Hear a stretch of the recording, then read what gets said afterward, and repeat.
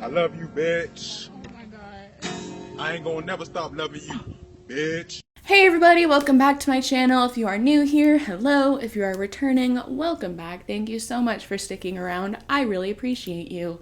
So today we're going to be talking about a topic that might be considered kind of old news, but I was sick when it happened. I was raging internally the entire time because I thought it was just absolutely ridiculous. And so I have a lot of pent-up thoughts and opinions on it. And that whole thing is the DEMI Lovato frozen yogurt situation. Yeah, so we're going to be talking about that today because I just want to rant about it for a little while because I just thought it was absolutely, ridiculous. But first of all, our sponsor today is Skillshare. They keep coming back. It's very exciting. Skillshare is an online learning community where millions come together to take the next step in their creative journey, with thousands of inspiring classes for creative and curious people on topics including illustration, design, photography, video, freelancing, and more. Skillshare is for everyone: creatives and curious people, lifelong learners, real working creatives, or beginners, pros, dabblers, and masters. I am a professional graphic designer. That's what I do full time, but I still find a lot of really valuable information on Skillshare. Skillshare members get unlimited access to thousands of inspiring classes with hands-on projects and feedback from a community of millions. Most classes are 60 minutes with short lessons, so it makes it easy to fit them into your daily schedule.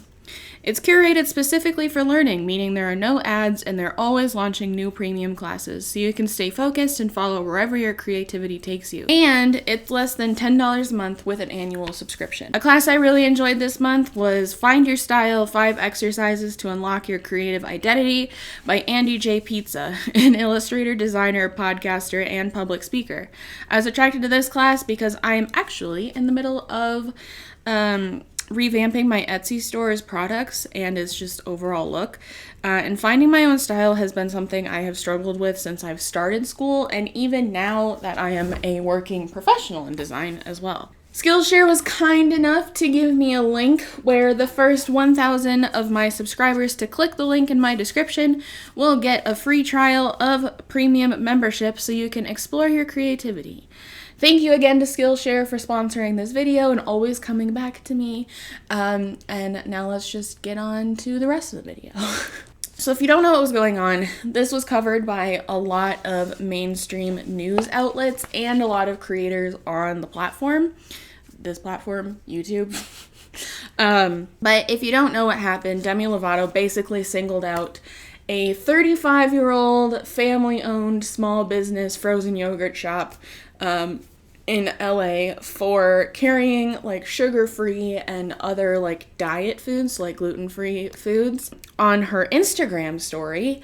And keep in mind, she has over 100 million followers on Instagram, and I want to say this frozen yogurt place had about 5 to 10,000 followers on their Instagram. Now they're at 50, which is exciting. I could be very low on that, but I think they were at 5 to 10 at the time that this happened.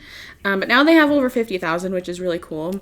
But she posted this on her Instagram story. Finding it extremely hard to order froyo from the Big Chill official when you have to walk past tons of sugar-free cookies and other diet foods before you get to the counter. Do better, please. Hashtag diet culture vultures. And she was very proud of that hashtag, and she tried to make it a thing. And I don't really think it worked. Stop trying to make fetch happen. It's not going to happen. To which they quoted that story in their story and said, at Demi Lovato, we carry items for diabetics, celiac disease, vegan, and of course have many indulgent items as well. And they also replied to her in DMs and said, we are not diet culture vultures. We cater to all of our customers' needs for the past 36 years. We are sorry you found this offensive. She replies and says, not just that, your service was terrible, so rude, the whole experience was triggering and awful. You can carry things for other people while also caring for another percentage of your customers who struggle daily just to even step foot in your store. You can find a way to provide an inviting environment for all people with different needs, including eating disorders, one of the deadliest mental illnesses, second to opiate overdoses. Don't make excuses, just do better. She also, took a screenshot of them promoting their new products of, those Eat Me guilt-free cookie things, and said, "This screams diet culture, and I won't be gaslit by the media or anyone else that says otherwise. I don't need to feel guilt-free about eating anything," which I don't disagree with. This is what I was talking about, and this is directly from their own page. So, yeah. She obviously received a lot of backlash for this for a number of different reasons, and to kind of respond to it, she did an Instagram live where she didn't apologize, and if she was trying to apologize, she failed miserably. She used phrases like, "I got caught in the middle of this thing with the frozen yogurt shop." No, honey, you started it. You started the thing. You didn't get caught in the middle of the thing. You started the thing. And she also used the classic argument of "I'm just really passionate about things I care about, and it can come off the wrong way, blah, blah, blah." Just say you made a mistake, and use your celebrity to rectify the situation, but that's not what she did at all. You can go find it on YouTube. It's a mess. To her half-assed apology, I say no. You are an extremely out-of-touch celebrity, and you came at a small business during the middle of a global panini, and that is gross. So my first issue that I kind of took with this situation to begin with is a little bit maybe far-fetched and not relevant at all. But if you don't know, I have an Etsy store, and so I am sort of a small business owner myself. To see such a large global celebrity coming after a small business really hurt me. It hurt me for them because it's just really unfair. And also, not to mention, they are a food establishment in LA, one of the hot spots of the panini right now, with some of the strictest lockdown regulations. I don't know how it is now, but then they were still pretty strict. And so you can't tell me that their business wasn't hurting even a little, even just a little bit. And so the fact that she chose to do this at this time really shows how out of touch she is to how small businesses work, and also how much the current world situation is affecting them. And that was one of the glaring issues with this to me as someone who has a small business, even though it's not even on the same playing field as this restaurant.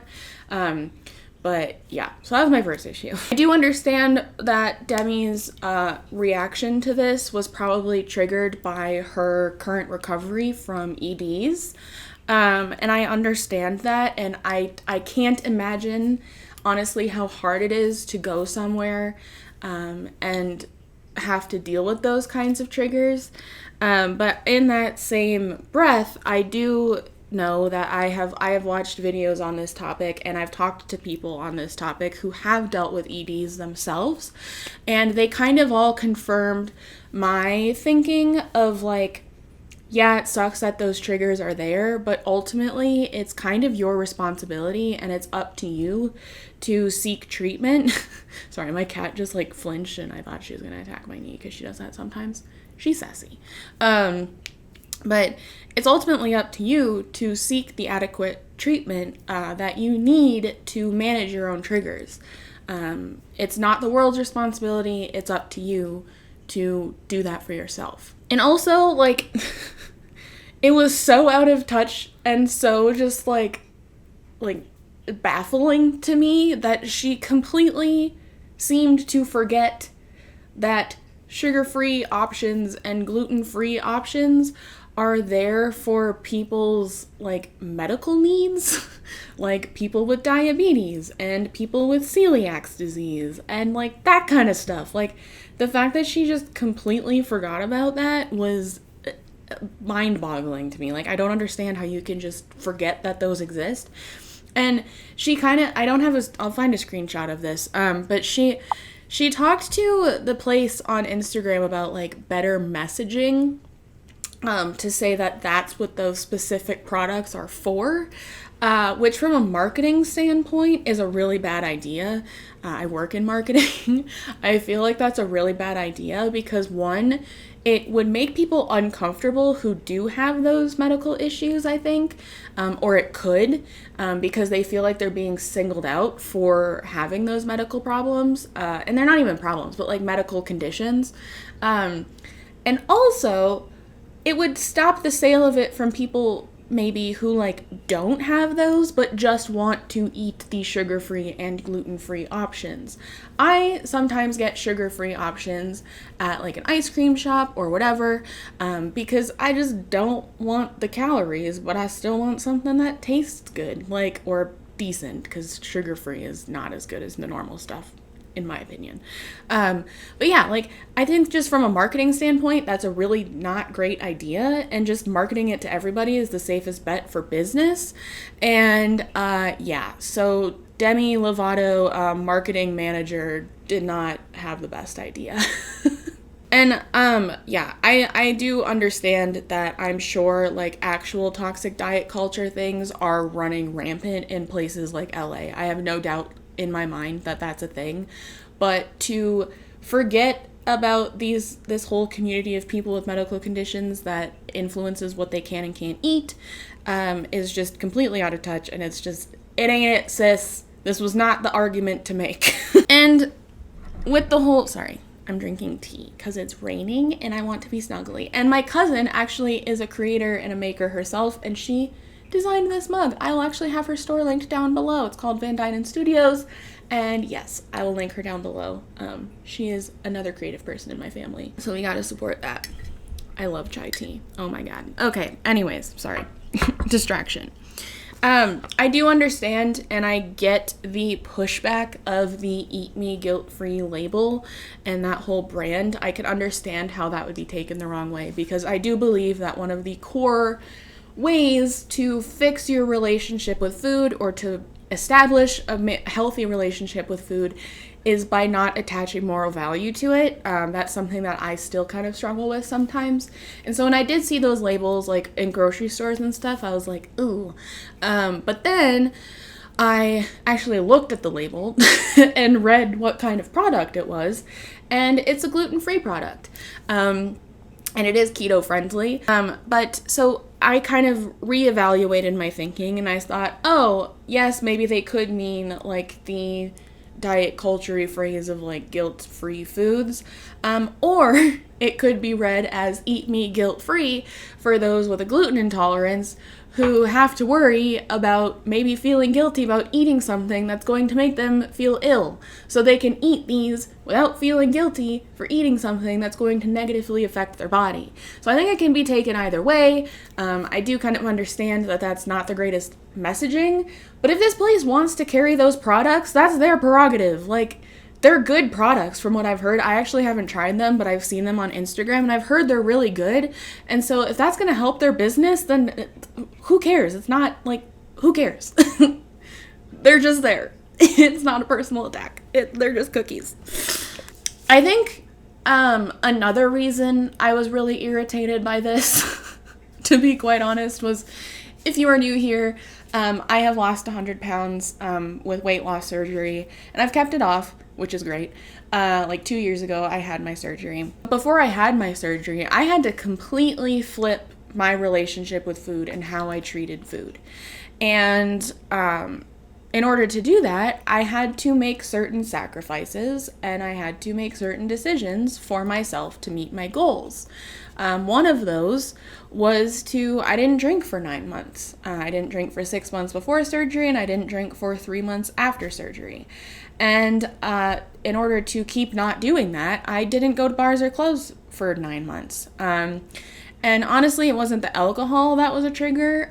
It was, I knew that if I drank, I would be drunk, and I would then eat loads of junk food in a drunken stupor, and that would not help me achieve my goals at all. So I made that conscious decision to not go to those establishments, to drink socially, because I knew in the long run, it probably wouldn't help my goals that much.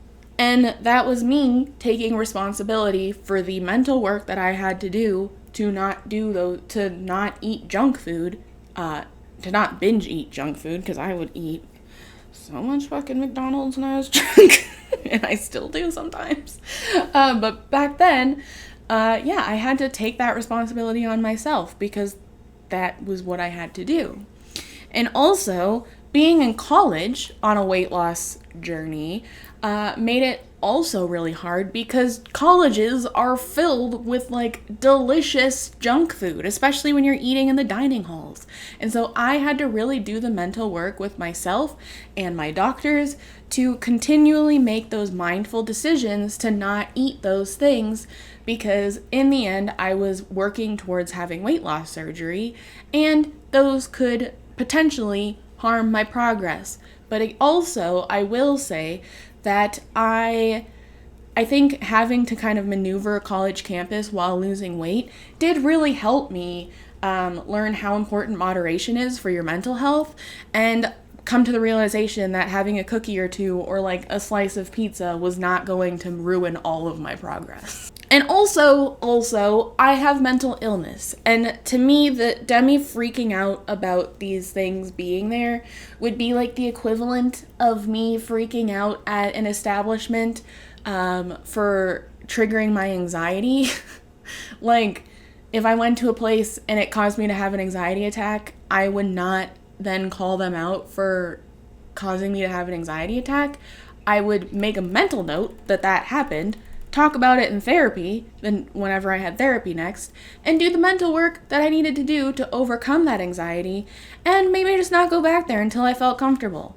Like, it's my responsibility to manage my triggers and manage things that will negatively, like, affect me mentally. And I hope that's not coming off like heartless or cold, but like ultimately it is up to you to make those conscious decisions when you are trying to recover from something like this, whether it be an ED or any other kind of obstacle. It's up to you ultimately to make the decisions that you need to not be triggered. And so honestly, she could have like been, okay, that place made me feel not great. Let me make a mental note of that and go to one of the other millions of frozen yogurt places that are probably located in LA, and just not single them out and call them out and portray them in a negative light to my hundreds of millions of subscribers on Instagram. This is all basically a really long-winded way of me saying this whole thing was a Demi issue and not a Big Chill issue. And she personally, honestly, I just think, in my opinion, I think this place triggered her negative thoughts, which is sad. I hate when that happens to myself.